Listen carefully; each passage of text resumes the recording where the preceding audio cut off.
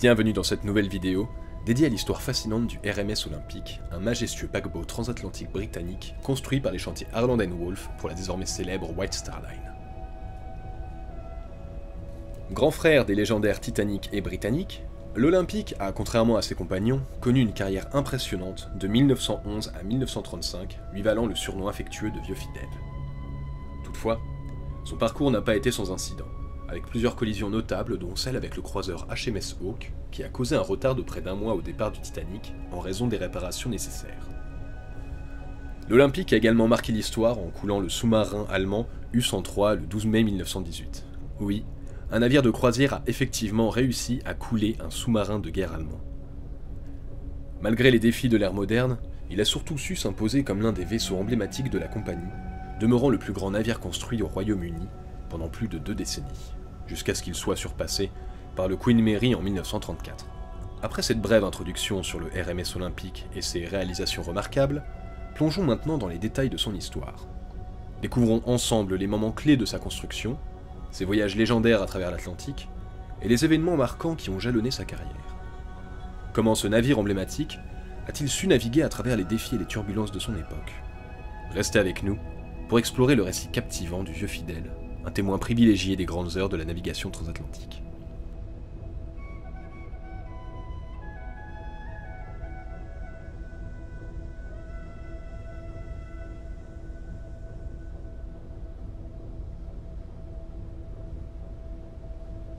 Au début du XXe siècle, la navigation commerciale est principalement dominée par l'Allemagne, qui a lancé les premiers paquebots à 4 cheminées de l'histoire, tels que le Kaiser Wilhelm der Grosse et le Deutschland. Ces géants des mers, par leur taille impressionnante et la rapidité, écrasent toute concurrence de l'époque. En réponse, la compagnie britannique Cunard Line construit à son tour 2 mastodontes, le Lusitania et le Mauritania, qui remportent rapidement le ruban bleu et acquièrent le surnom de l'évrier des mers. Pour rester compétitive sur la scène mondiale, la White Star Line, qui n'a pas remporté de ruban bleu depuis 1890 avec le Teutonique, décide de se lancer dans la construction de grands paquebots. La légende raconte que c'est lors d'un dîner en 1907 que Lord William Peary, directeur des chantiers Harland & Wolff, et Joseph Bruce Ismay, président de la White Star Line et de l'IMM Co, ont décidé de concevoir un trio de navires aux proportions inégalées. Face au coût prohibitif de la construction de navires plus rapides que les lévriers de la Cunard, les deux hommes optent plutôt pour le luxe et la sécurité. Une lettre d'accord est signée le 31 juillet 1908, mais il ne s'agit pas d'un contrat formel. Cependant, la White Star Line et les chantiers Harland & Wolff collaborent ensemble depuis 1870, alors c'est tout comme. Si Lord Peary définit les grandes lignes concernant la taille et la silhouette des navires, la conception détaillée est confiée à son beau-frère, Alexander Montgomery Carlyle, et à son neveu Thomas Andrews. Ismay a également un mot à dire sur la conception des navires. Au cours de la construction, Carlyle prend sa retraite, en partie parce qu'Ismay et Peary ont rejeté son idée d'augmenter le nombre de cannes de sauvetage à bord, laissant la direction des opérations à Andrews. Après avoir exploré le contexte maritime du début du XXe siècle et les décisions stratégiques de la White Star Line, intéressons-nous maintenant à la construction du RMS Olympique. Comment ces ambitions de grandeur et de luxe ont-elles pris forme sur les chantiers d'Harland & Wolff? Découvrons les étapes clés de sa conception, les innovations techniques qui ont été mises en œuvre et les défis rencontrés durant sa construction. Plongeons ensemble dans l'ère où le rêve de Lord Peary et Joseph Bruce Ismay est devenu réalité, donnant naissance à l'un des plus célèbres paquebots de l'histoire. Comme prévu, l'Olympique est construit par les chantiers navals Harland & Wolff à Belfast. En tant que premier des grands paquebots transatlantiques conçus par la White Star Line, il donne son nom à la nouvelle classe, la classe Olympique, qui comprend également le Titanic et le Gigantic, rebaptisé Britannique par la suite. La quille de l'Olympique est posée le 16 décembre 1908, et la construction du Titanic débute 4 mois plus tard, les 2 navires étant ainsi édifiés côte à côte.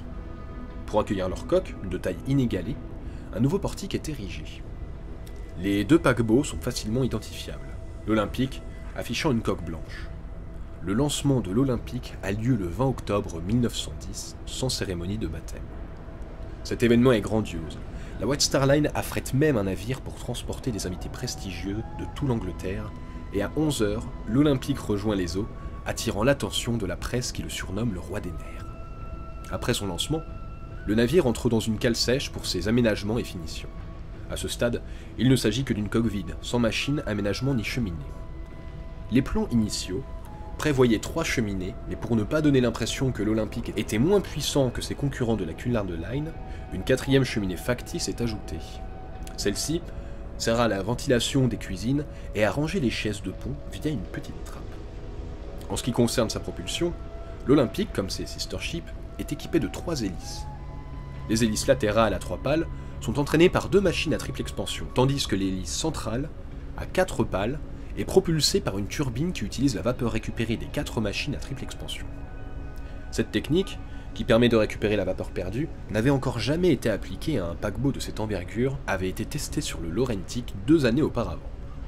Son sister ship, le Mégantic, était quant à lui équipé de machines à quadruple expansion.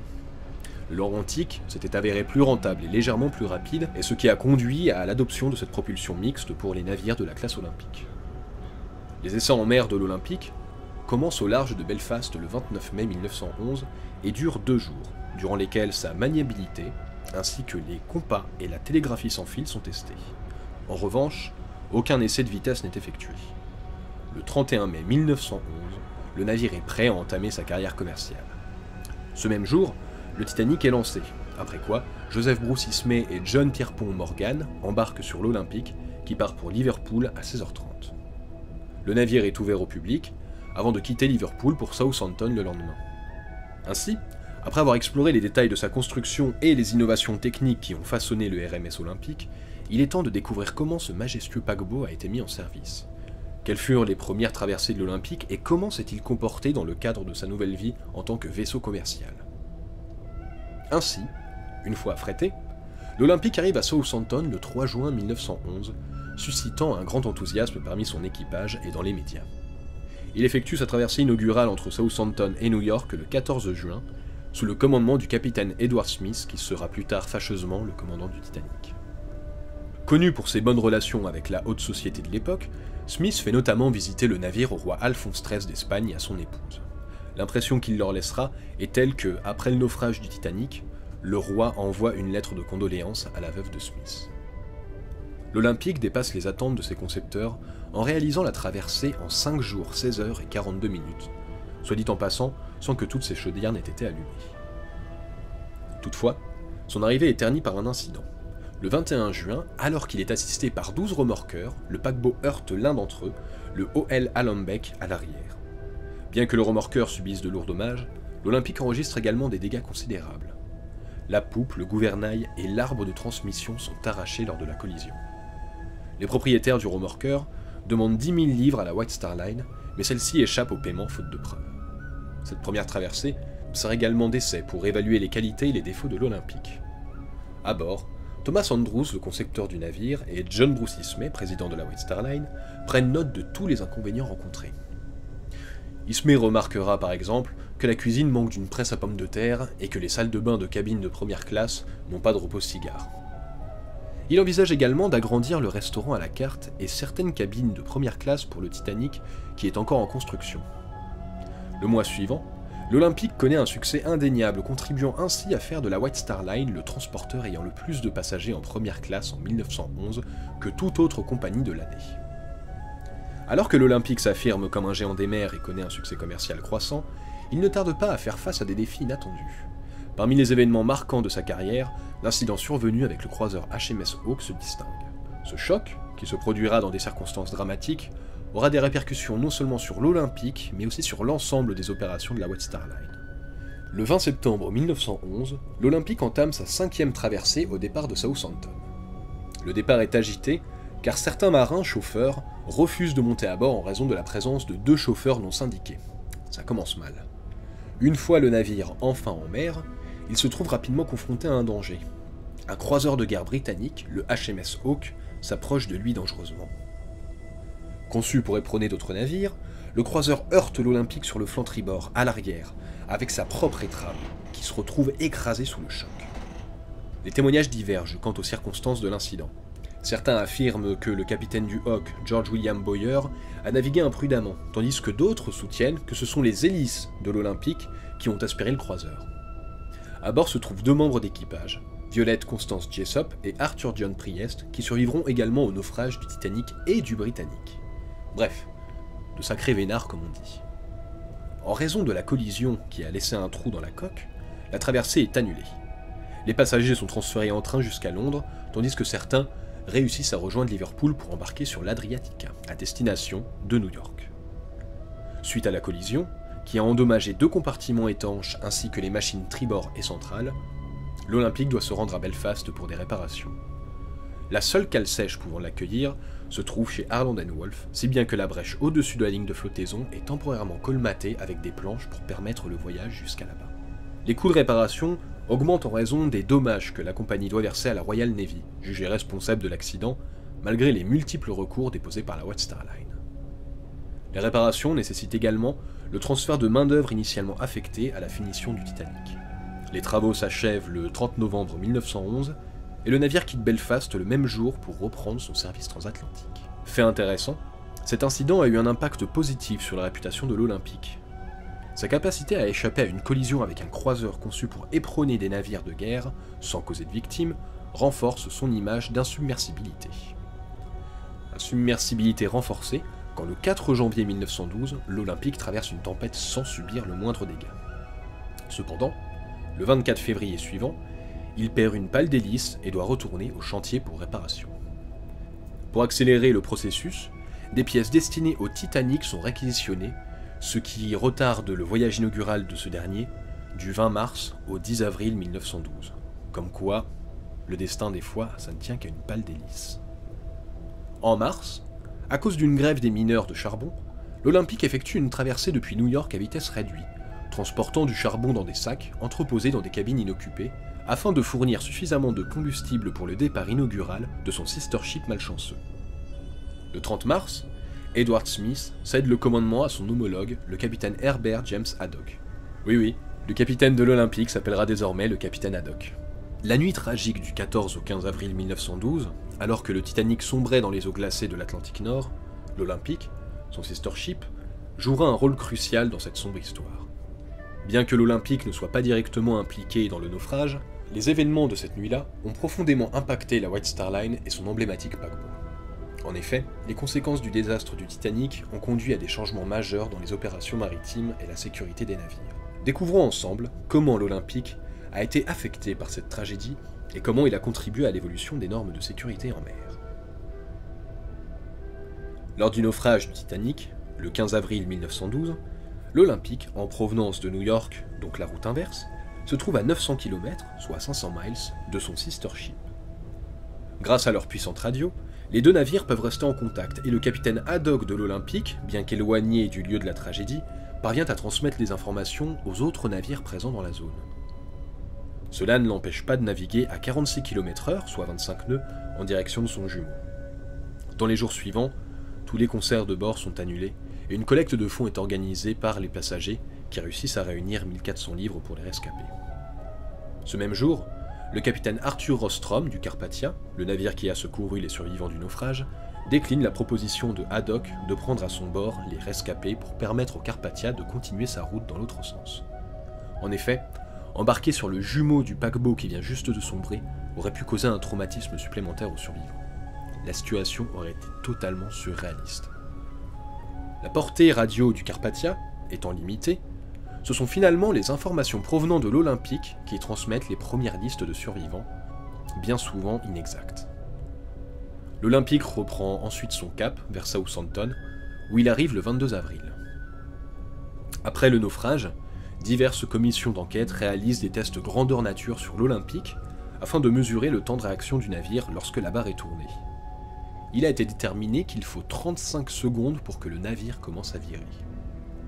Peu après la catastrophe, Joseph Bruce Ismay, présent sur le naufrage du Titanic, déclare devant la commission américaine que tous les navires de l'International Mercantile Marine Company seront équipés dorénavant d'un nombre suffisant d'embarcations de sauvetage. En conséquence, l'Olympique reçoit en urgence de nouveaux canaux pour assurer la sécurité de ses passagers, bien que la plupart d'entre eux soient des radeaux pliables récupérés sur des transports de troupes britanniques, parfois assez anciens. À la fin du mois, 300 chauffeurs et soutiers déclenchent une grève, estimant que ces nouveaux canaux sont en mauvais état. La compagnie décide alors de recruter de nouveaux membres de l'équipage dans les ports de Liverpool et de Portsmouth. Après un test des radeaux, qui ne révèle qu'un léger défaut sur une seule embarcation, il semble que le travail puisse reprendre. Cependant, un nouveau conflit éclate entre les marins grévistes et ceux qui ne le sont pas, paralysant le navire au port. Malgré l'intervention d'un navire de guerre à la demande de Haddock, le départ prend trop de retard et la traversée est finalement annulée. Dans les mois qui suivent, l'équipage se montre assez inexpérimenté dans la manœuvre du navire. Par exemple, en juin 1912, l'Olympique manque de peu de heurter des rochers. Le mois suivant, il s'échoue sur un banc de sable près d'Ellis Island en tentant d'éviter une collision, ce qui retardera son départ de 90 heures. Pour éviter une mauvaise publicité, cet incident est gardé secret et ne sera découvert que 20 ans plus tard. De plus, durant l'année 1912, les réservations pour l'Olympique atteignent un niveau très bas.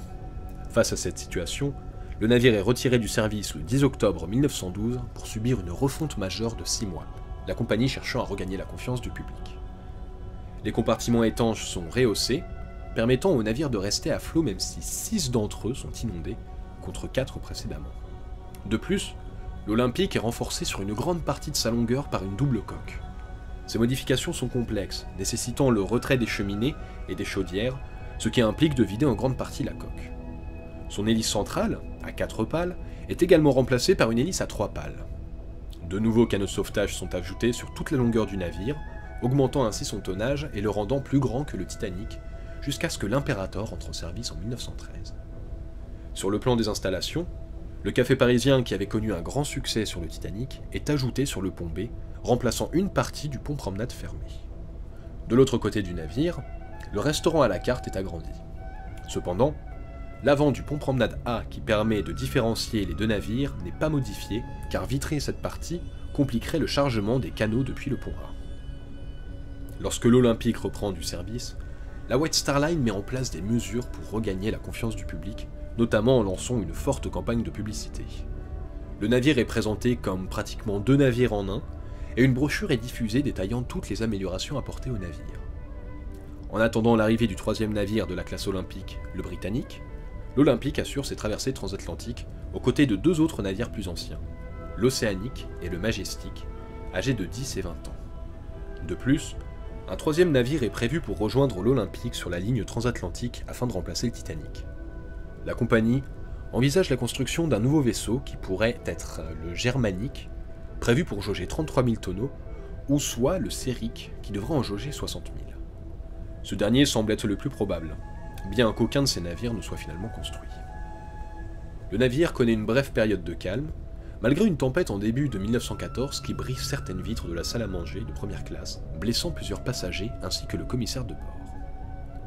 Lorsque la Première Guerre mondiale éclate le 4 août 1914, le nombre de passagers sur les traversées transatlantiques chute, tout comme le nombre de navires qui ne sont pas réquisitionnés. Le 9 août, l'Olympique quitte le port de New York escorté par un croiseur. Il effectue seul la traversée en haute mer, puis est escorté le long des côtes britanniques sans rencontrer de problème. Parallèlement, le paquebot devient l'inspiration d'une ruse mise en place par le capitaine Pollack, commandant du paquebot allemand Kronprinzessin Cecilie. Pour tromper les navires de guerre britanniques, il fait peindre en noir l'extrémité des cheminées jaunes de son vaisseau. Bien que cette supercherie soit rapidement décelable, elle permet néanmoins au paquebot de se faire passer pour l'Olympique afin d'atteindre un port neutre en toute sécurité, même si cela ne représente qu'un répit, car le navire est confisqué par les Américains lors de leur entrée en guerre en 1917. En effet, alors que l'Olympique poursuivait son service transatlantique, le monde était en proie à des bouleversements majeurs. Comme dit plus haut, le 4 août 1914, la Première Guerre mondiale éclatait, marquant par conséquent un tournant décisif dans l'histoire maritime et commerciale. Cette guerre ne se contente pas de redéfinir les frontières et les alliances, elle transforma également le rôle des grands paquebots. L'Olympique, conçu pour le transport de passagers, devait désormais s'adapter aux contraintes d'un conflit mondial. Les flottes de guerre et les réquisitions maritimes bouleversèrent le paysage des transatlantiques et la White Star Line fut contrainte de repenser l'avenir de son précieux navire. En pleine tourmente, l'Olympique allait devenir un acteur inattendu de la guerre, illustrant comment les événements mondiaux pouvaient influencer la destinée d'un navire autrefois dédié au luxe et à l'élégance des traversées transatlantiques. Pendant la Première Guerre mondiale, l'Olympique poursuit le transport de passagers sous le commandement du capitaine Haddock, en service aux côtés du Baltique, de l'Adriatique ainsi que du Lapland de la Red Star Line. Cependant, cette activité ne dure pas longtemps et il est prévu que l'Olympique soit retiré du service pour être maintenu à quai aux côtés de son sister ship inachevé d'ici la fin du mois d'octobre. C'est le 27 octobre 1914, alors qu'il rentre de New York et s'apprête à traverser un secteur miné au large de l'Irlande, que le navire reçoit un SOS du HMS Audacious et se rend immédiatement à son secours. Le croiseur a en effet heurté une mine laissée par le paquebot allemand Berlin. L'explosion ayant été initialement perçue comme une torpille, l'escadron qui escortait l'Audacious s'est vite dispersé. Néanmoins, l'Olympique arrive sur les lieux. Ses canots sont mis à l'eau pour secourir les naufragés, et Violette Jessop, qui se trouve à bord de l'Olympique à ce moment-là, remarquera l'émerveillement des marins secourus face à la magnificence du paquebot, en contraste avec les conditions rudimentaires de leur ancien navire. Après cette opération, l'Olympique tente de remorquer le HMS Audacious, mais le premier câble qui tractait le bateau se rompt. Un second câble, attaché par le HMS Fury, subira le même sort. La troisième tentative, dirigée par le capitaine Haddock lui-même, n'aboutit pas davantage. Finalement, à 18h, le capitaine de l'Audacious demande à Haddock de reprendre sa route. 30 minutes plus tard, le navire est abandonné en raison d'une forte gîte. Une explosion dans la cale avant du croiseur l'achève, provoquant son naufrage. Fait à noter que l'explosion cause la mort d'un officier qui se trouvait sur le pont du HMS Liverpool, un autre navire venu prêter assistance. Pas de chance. Après cet incident, les passagers de l'Olympique restent à bord pendant près d'une semaine afin de garder l'affaire secrète. De plus, le Royaume-Uni lance une vaste campagne de désinformation pour éviter que l'Empire ottoman, conscient de sa faiblesse, ne s'engage aux côtés de l'Allemagne. Ainsi, même après la guerre, l'Audacious continue à apparaître dans la liste de l'amirauté, alors qu'il est coulé. Toutefois, cette tentative s'avère vaine, les Allemands n'hésitant pas à publier en effet de nombreuses cartes postales pour célébrer l'événement. L'Olympique est ensuite mis à l'arrêt dans le port de Belfast. Progressivement, surtout après le naufrage du Lusitania, torpillé le 5 mai 1915, l'amirauté britannique réalise l'importance de disposer de navires de grande taille. Ainsi, le Mauritania et l'Aquitania de la Cunard Line sont réquisitionnés et transformés en navires hôpitaux. Le Britannique connaît également le même sort. Quant à l'Olympique, il est réquisitionné en septembre 1915, mais dans un autre but, celui de servir de transport de troupes, avec une capacité d'accueil de 6 000 à 7 000 personnes. La compagnie reçoit une compensation de 23 000 livres par mois. Malgré les demandes d'Arnold Sanderson, un membre dirigeant de la White Star Line, le capitaine Haddock n'est pas affecté à ce navire. Le commandement de l'Olympique est confié à Bertram Foxhays, qui détient le record de longévité à ce poste. Pour s'adapter à cette nouvelle mission, les installations du paquebot sont réorganisées complètement. Les officiers sont logés dans les cabines de première classe, tandis que la plupart des espaces communs sont transformés en hôpitaux et en dortoirs pour les soldats. De plus, le gymnase du navire reste opérationnel, et le bateau est même équipé de 2 canons. Le 24 septembre 1915, l'Olympique transporte 6 000 hommes vers Mudros, effectuant une escale en cours de route pour secourir un canot de sauvetage du vapeur français Provincia. Cette opération présente des risques considérables. En effet, la région est infestée de sous-marins allemands et un navire de cette taille, immobilisé le temps du transfert des naufragés, devient une cible facile. Suite à cet incident, le capitaine de l'Olympique, donc Bertram Foxhays, est critiqué par l'amirauté britannique pour avoir mis son navire, ses troupes et ses opérations en danger, mais il reçoit des éloges de la part des autorités françaises. Le paquebot poursuit ses opérations en mer Méditerranée durant l'une des périodes les plus périlleuses de sa carrière. En effet, la zone est surveillée par des U-boats, ce qui oblige les transports à naviguer rapidement, sans bruit, et en maintenant une vigilance constante pour assurer leur sécurité. Ainsi, l'Olympique parvient à échapper à un sous-marin en novembre 1915. En janvier 1916, il arrive à éviter 2 torpilles, et le mois suivant, il survit sans dommage à une attaque aérienne bulgare. Toutefois, avec l'échec de la campagne des Dardanelles, le nombre de troupes nécessaires dans cette région diminue, entraînant une réaffectation du navire pour une nouvelle mission. Au début de l'année 1916, l'idée de faire transporter des troupes par le paquebot depuis l'Inde via le Cap est envisagée, mais elle est rapidement abandonnée en raison des préoccupations liées au ravitaillement. En effet, le navire est conçu pour des traversées transatlantiques relativement courtes, avec des soutes à charbon adaptées à ce type de voyage. Finalement, l'Olympique est sélectionné pour le débarquement de troupes canadiennes en Grande-Bretagne. Le commandant Hayes refuse de voyager en convoi, arguant que la meilleure défense du paquebot réside dans sa vitesse, une proposition qui est acceptée. En avril 1916, l'Olympique effectue un voyage au Canada, revenant avec plus de 7000 hommes à bord, un chiffre record pour un navire de la White Star Line. Entre 1916 et 1917, le paquebot réalise 20 traversées entre les deux pays sans rencontrer d'incident majeur. Contrairement à son sister ship, le Britannique, qui, transformé en navire hôpital, sombre suite à une explosion au large de l'île de Kea en mer Égée le 21 novembre 1916. En 1917, l'Olympique subit une refonte chez Harland & Wolff. Il est peint avec des motifs géométriques pour le rendre moins visible aux torpilles et des canons y sont rajoutés. Ce camouflage est conçu par le peintre Norman Wilkinson qui avait également réalisé des tableaux pour les fumoirs de l'Olympique et du Titanic. Le camouflage sera redessiné à 3 reprises durant la guerre. Pendant cette période, le navire se voit attribuer le surnom d'Old Reliable, ou le vieux fidèle, par les habitants d'Halifax. Chaque arrivée de l'Olympique est célébrée et il transporte de nombreuses troupes ainsi que des réserves de pétrole vers l'Europe, aidés en cela par les Big Four, d'autres navires de la White Star Line. Cette période est marquée par l'un des exploits les plus notables du navire. Effectivement, le 12 mai 1918, l'Olympique repère un U-boat allemand semi-immergé à 500 mètres, potentiellement en mesure de lancer une torpille. Le capitaine Hayes prend la décision immédiate de l'éperonner. Malgré une plongée d'urgence, le sous-marin U-103 est heurté par la proue de l'Olympique et une des hélices du paquebot déchire sa tourelle. Après avoir relâché ses ballasts pour revenir à la surface, le U-103 est ensuite touché par un tir d'un des canons de poupe de l'Olympique. L'équipage allemand tire des fusées de détresse, s'aborde le reste du U-103 et est capturé par le destroyer américain USS Davis. L'Olympique, de son côté, subit des dégâts mineurs à l'avant, sans aucune voie d'eau détectée. Cet exploit fait de l'Olympique le seul navire marchand à avoir coulé un vaisseau de guerre ennemi. Après l'armistice du 11 novembre 1918, l'Olympique effectue le rapatriement des troupes vers le Canada. Selon Bertram Fox Hayes, l'accueil à Halifax est si bruyant que les ordres de manœuvre doivent être donnés par geste. Pour cet exploit, le capitaine Hayes sera décoré par la DSO, la médaille du mérite. À la fin de l'armistice du 11 novembre 1918, le monde entre dans une nouvelle ère, marquée par la fin des hostilités et les conséquences profondes du conflit. Les nations commencent à se reconstruire, tant sur le plan économique que social, et les gens aspirent à retrouver une vie normale après des années de guerre. Pour l'Olympique, ce tournant représente non seulement la fin de ses missions de transport de troupes, mais aussi le début d'une phase de redéfinition de son rôle dans le paysage maritime.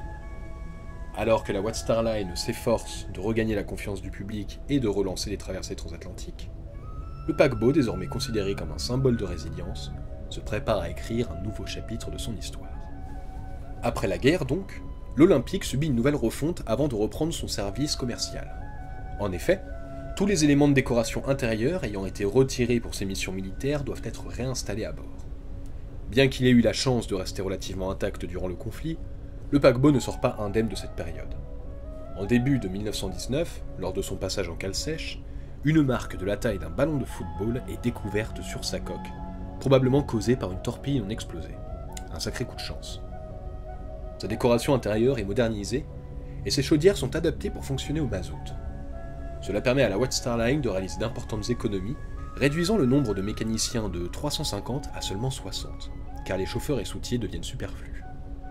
De plus, l'hélice centrale du navire retrouve ses 4 pales. Cependant, ce changement de propulsion au mazout n'est pas sans risque. Le potentiel d'incendie est accru, ce qui entraîne l'installation de nouveaux dispositifs de sécurité pour prévenir de tels incidents.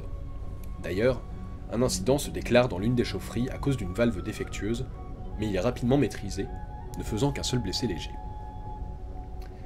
Les dispositifs de sauvetage du navire sont également mis à jour, avec l'ajout de bossoirs le long du pont des embarcations. Parmi les canots, on trouve 2 embarcations à moteur portant le nombre total de canots à une capacité de 3428 personnes. Le 25 juin 1920, l'Olympique reprend son service avec à son bord un total de 3036 personnes, ce qui pourrait représenter le plus grand nombre de passagers transportés par un paquebot à destination de l'Amérique après la guerre. Néanmoins, un défi majeur pour la White Star Line demeure, le remplacement de ces 2 navires perdus, le Titanic et le Britannique. Le traité de Versailles aborde toutefois cette question. En effet, les Allemands sont contraints de céder la majorité de leurs navires aux pays victorieux, parmi lesquels se trouvent certains des plus grands paquebots du monde, l'Imperator et son sister ship, le Bismarck, toujours en construction. Ces 2 navires sont attribués à la White Star Line et à la Cunard Line, chargés de les partager pour compenser les pertes du Lusitania et du Britannique. La Cunard renomme ainsi l'Imperator en Berengaria, tandis que la White Star Line baptise le Bismarck le Majestic. L'achèvement de la construction de ce dernier est confié aux Allemands. Par ailleurs, l'Allemagne doit toujours fournir des compensations pour les pertes subies par l'Océanique et le Laurentique, ce qui fait que le Columbus, encore en chantier, devient l'Homérique. Cependant, aucun de ces deux navires ne sera achevé à temps. Depuis 1919, la White Star Line assure la liaison entre Southampton et New York avec l'Adriatique et le Lapland. Toutefois, l'arrivée de l'Olympique entraîne un déséquilibre, car la vitesse de ces navires est inférieure de 6 nœuds à celle de l'Olympique. Il faudra attendre 1922 pour que les deux nouveaux navires entrent en service, mais le déséquilibre persiste, l'Homérique ayant une vitesse moyenne de 18 nœuds, tandis que ses homologues dépassent les 22 nœuds. La carrière de l'Olympique entre alors dans une période de gloire, le navire transportant de nombreuses célébrités. Parmi les plus célèbres se trouve Charles Chaplin, qui voyage à son bord en septembre 1921. Il exprimera son appréciation pour le gymnase, le cours de squash et le fumoir du navire, et fera même des apparitions publiques malgré sa grande timidité. Le paquebot transporte également Douglas Fairbanks et Mary Pickford, ce qui lui vaut le surnom de Film Liner en raison des nombreuses célébrités qui traversent l'Atlantique à son bord. Cependant, le 12 décembre 1921, l'Olympique rencontre une tempête. Les dommages causés perturbent la fermeture de 2 cloisons étanches, entraînant la mort d'un passager de 3e classe, Domenico Sarafini, et blessant un autre passager qui doit subir l'amputation d'une jambe. Au début des années 1920, le navire transporte également d'autres personnalités, dont le prince de Galles, et même son créateur, Lord Peary, dont le bateau ramène sa dépouille en Angleterre en 1924. L'historien Walter Lord, auteur de plusieurs ouvrages sur le naufrage du Titanic, voyage également sur l'Olympique à cette époque, alors qu'il n'est qu'un enfant. En juin 1929, Arthur Schreiber, le premier passager clandestin de l'histoire aérienne transatlantique à bord de l'Oiseau Canary, regagne New York à bord de l'Olympique après avoir embarqué à Cherbourg. Les lois sur l'immigration aux États-Unis se durcissent avec l'adoption du Free Person Act en mai 1921, limitant considérablement le nombre d'immigrants admis chaque année. Ainsi, en 1924, le quota est fixé à 160 000 immigrants par an, et en 1931, ce chiffre tombe en dessous de 100 000. En conséquence, la 3e classe de l'Olympique devient progressivement moins rentable. Cependant, le paquebot bénéficie d'une autre loi américaine, la prohibition, car les navires américains étant considérés comme une extension du territoire, ils sont soumis aux mêmes règles. De nombreux Américains sont ainsi attirés par les navires britanniques qui organisent parfois des escapades pour satisfaire leur clientèle. L'équipage aide parfois même les passagers à se procurer de l'alcool. Violet Chessup raconte dans ses mémoires comment l'une de ses collègues hôtesses a réussi à faire passer une bouteille de whisky sous les yeux d'un inspecteur des douanes en la dissimulant dans son décolleté, un endroit où il n'osait assurément pas aller la chercher. Le 22 mars 1924, le paquebot subit une nouvelle collision en sortant du port de Southampton, heurtant le Fort Saint-George. Si le petit navire subit des dégâts importants, l'Olympique semble s'en tirer sans trop de dommages, se limitant à une peinture abîmée à la poupe. Cependant, plus tard, il s'avère que sa poupe est réellement endommagée, et celle-ci est remplacée durant l'hiver 1925-1926. Avec le rachat de la White Star Line par Lord Kilsant en 1926, l'idée de moderniser l'Olympique après 16 ans de carrière commence à germer, notamment pour l'adapter aux attentes de la clientèle contemporaine. Bien qu'on ait longtemps pensé que le navire avait subi une refonte majeure en 1928, il semble que ces changements se soient en réalité étalés sur les hivers 1927-1928 et 1928-1929. Ainsi, certaines cabines sont supprimées pour faire place à des salles de bain privatives, tandis que d'autres sont agrandies, ce qui empiète sur le pont promenade B. De plus, à l'instar des plans du Britannique, une partie du salon de lecture est supprimée pour permettre la création de nouvelles cabines. En 1928, la classe touriste est introduite en plus de la 2e classe, après la création en 1925 de la 3e classe touriste. La salle à manger de première classe est dotée d'une piste de danse, tandis que le salon de première classe et la bibliothèque de seconde classe sont équipés d'un projecteur de cinéma. La décoration de certains espaces, comme le grand escalier, est également modernisée avec l'ajout d'une peinture verte sur les boiseries. Le 18 novembre 1929, l'Olympique connaît un événement inhabituel, étant secoué par un séisme marin. Cependant, malgré cette période florissante, le déclin de l'Olympique s'amorce lentement.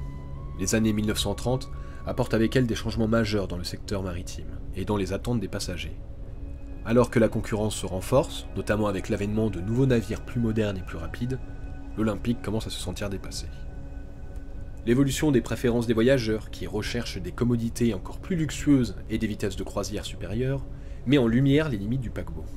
De plus, la Grande Dépression de 1929 a des répercussions sur le transport maritime, réduisant le nombre de passagers et augmentant la pression financière sur le White Star Line. Malgré les efforts de modernisation, l'Olympique, qui avait autrefois symbolisé le luxe et l'innovation, peine à maintenir son prestige face à des navires rivaux plus récents et plus performants. Cette période marque ainsi le début d'une lente mais inexorable chute pour le célèbre paquebot, un déclin qui sera amplifié par les bouleversements politiques et économiques qui secoueront le monde dans les années à venir. À l'aube des années 1930, les célèbres paquebots britanniques, composés de l'Olympique, du Majestic et de l'Homérique pour la White Star Line, ainsi que du Mauritania, de l'Aquitania et du Berengaria pour la Cunard Line, doivent faire face à une concurrence redoutable. En effet, l'émergence de nouveaux navires allemands, français et italiens éclipse peu à peu leur splendeur. Le Bremen et son sister ship, l'Europa qui s'empare du ruban bleu au détriment du Mauritania, tandis que l'Île-de-France et plus tard le Normandie propulsent la France sur le devant de la scène maritime internationale. Parallèlement, l'Italie fait également son entrée sur le marché avec le Rex, qui se forge une solide réputation dans le domaine naval. Ces nouveaux géants représentent une menace sérieuse pour les anciens navires, qui commencent à voir leur clientèle s'effriter. La crise économique de 1929 aggrave encore plus la situation. Le nombre de passagers chute drastiquement, passant de 1400 à seulement 300 entre juin et décembre 1930. Face à cette diminution, certaines traversées de l'Olympique sont annulées et remplacées par des croisières vers Halifax. Bien que 1932 soit une année marquée par la réduction des liaisons, 1933 laisse entrevoir des signes de reprise, mais le déclin du paquebot est bien entamé. La conjoncture économique contraint la compagnie à se départir de plusieurs navires au début des années 30, parmi lesquels le Mégantic, l'Arabique et les Big Four. À cette époque, Arthur Neville Chamberlain, alors chancelier de l'Échiquier, déclare vouloir utiliser la construction du futur Queen Mary comme un levier pour inciter la White Star et la Cunard à fusionner, afin de créer une entreprise britannique puissante dans l'Atlantique Nord. Cette fusion se concrétisera le 10 mai 1934. L'année 1934 se révèle donc désastreuse pour le secteur maritime, avec en plus un nombre de passagers chutant de 460 000 contre plus d'1 million par an auparavant. Le 15 mai de cette même année, l'Olympique, sous le commandement de John Binks, entre en collision avec un autre navire, le bateau-feu Nantucket, qu'il brise complètement en deux. Cette seconde collision entraîne le naufrage du Nantucket, causant la perte de 7 vies. En conséquence, la Cunard de White Star est contrainte de financer un nouveau bateau-feu, le LV-112 à la marine américaine. À la suite de la fusion, les deux compagnies se retrouvent avec un surplus de navires. L'Homérique et le Mauritania sont retirés du service en 1934 et le sort de l'Olympique semble scellé.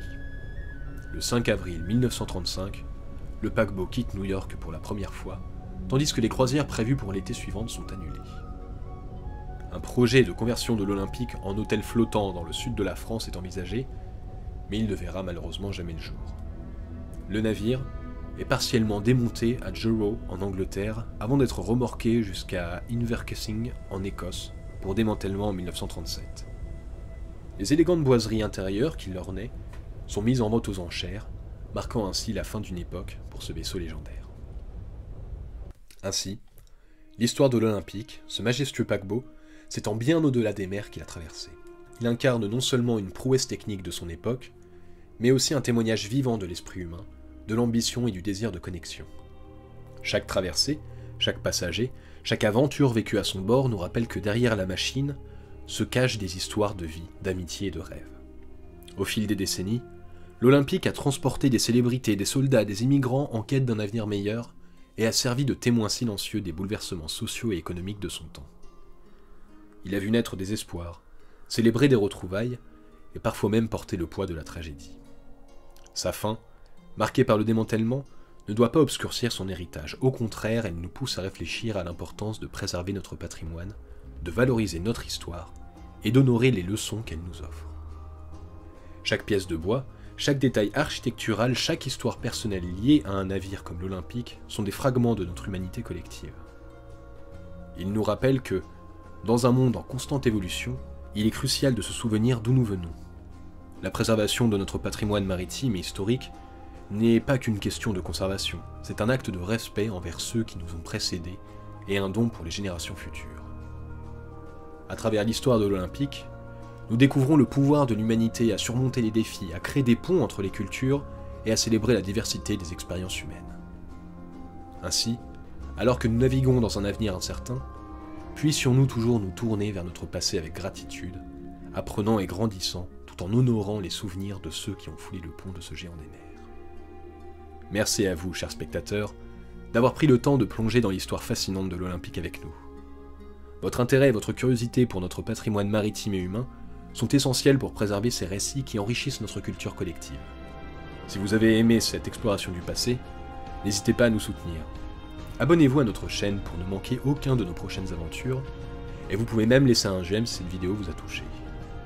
Vos commentaires sont également les bienvenus. N'hésitez pas à partager vos réflexions et vos souvenirs liés à ces histoires. Vous pouvez également poser des questions. Je suis sûr que quelqu'un aura la réponse et saura vous renseigner.